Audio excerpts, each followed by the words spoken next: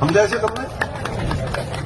ત્યાંથી નહેરમાં ડેમમાં પાણી છે, નહેરમાં પાણી છે, ત્યાંથી કરીને પમ્પિંગ ચાલે છે, બધું કમ્પ્લીટ છે. આપણું તલાવે આપણે ભરવું છે, પણ વચ્ચેથી કોઈક બે પાઇપો ગાડી નાખે શું થાય?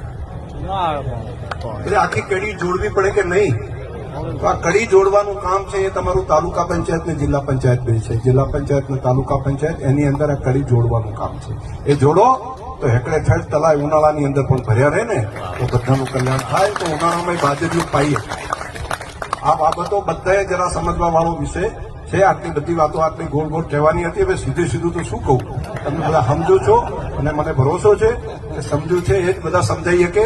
અને અહીંથી સાંભળીને પછી પૂરું ના કરો. ઘણી વખત તો એવું હોય છે, સમજે છે બધા, બોલતા નથી.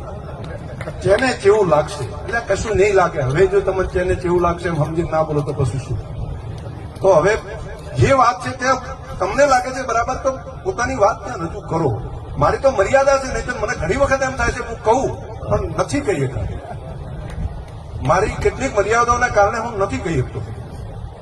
તો તમારે તો તમે તો વાત જે હોય છે જાણો છો તો કોઈ બધા વાતો કરીને મૂકી શકાય.